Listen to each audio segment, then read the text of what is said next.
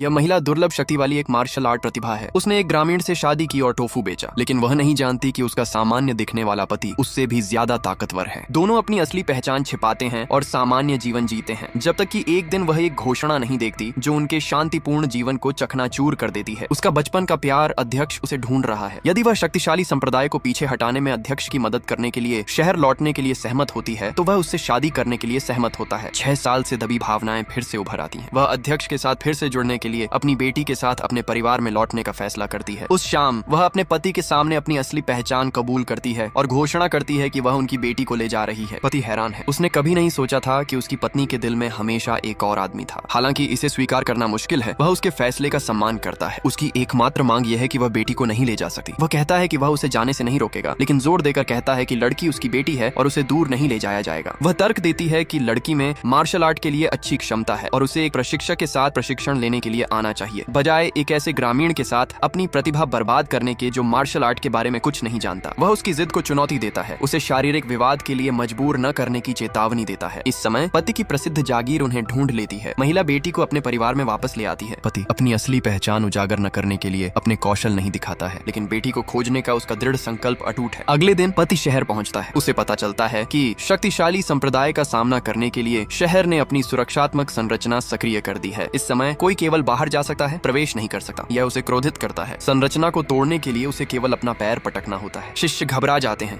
अपने गुरु से उनके चरम स्वर्ण ड्रैगन संरचना के विनाश के बारे में सवाल करते हैं, जिसे बनाने में सालों लग गए। एक गुरु आ गया है। वास्तव में पति शक्तिशाली संप्रदाय का उत्तराधिकारी है, जो दुनिया में सबसे प्रभावशाली है। उसकी महारत का स्तर पहले से अद्वितीय है। वह लड़ते लड़ते थक गया था। उसने एक साधारण ग्रामीण के रूप में छिपकर रहने के लिए अपने पिता के विरोध को नजरअंदाज कर दिया। कोई भी उसे अपनी बेटी को खोजने से नहीं रोक सकता। वह अपने पिता से घोषणा करता है कि वह अपनी बेटी को वापस लेने आया है। वह पिता से लड़की को उसे सौंपने के लिए कहता है, उसे खुद प्रशिक्षित करने का वादा करता है, यह तर्क देते हुए कि उसे एक ग्रामीण के पास छोड़ने से बेहतर है। पिता गुस्से में सलाह को खारिज कर देता है और गिरफ्तारी का आदेश देता है, जबकि वह आदमी को भगाने के लिए तैयार है। शक्तिशाली संप्रदाय का गुरु, जो उन्हें चुनौती देने आया था, वहाँ है। लड़ाई छिड़ने वाली है। पति एक नजर में देख लेता है कि उसकी पत्नी गुरु के सामने टिक नहीं सकती। वह उसे खिलाफ न जाने की सलाह देता है, लेकिन संघ प्रमुख महिला को लड़ने के लिए धकेलना बंद नहीं करती। प्रमुख पति की चेतावनियों को खारिज कर देती है, महिला को दुर्लभ प्रतिभा घोषित करती है और उसे अपने कौशल दिखाने का आग्रह करती है। महिला प्रतिद्वंद्वी से लड़ने के लिए अपने सभी कौशल का उपयोग करती है। उसे लगता है कि उसका पलड़ा भारी है। वास्तव में प्रतिद्वंद्वी उसकी ताकत का परीक्षण कर रहा है। कुछ बार में वह गंभीर रूप से घायल हो जाती है और गिर जाती है। माँ को घायल देखकर बेटी उसे रोकने के लिए आगे बढ़ती है। प्रतिद्वंद्वी छोटी लड़की पर भी हमला करता है। यह पति को क्रोधित करता है। भले ही महिला अब उसकी मदद की हकदार नहीं है, वह किसी को अपनी बेटी को चोट नहीं पहुंचाने देगा। ग्रामीण का हस्तक्षेप महिला को आश्चर्यचकित करता है, लेकिन जो उसे और भी अधिक पछतावा देगा, वह अब भी आना बाकी है।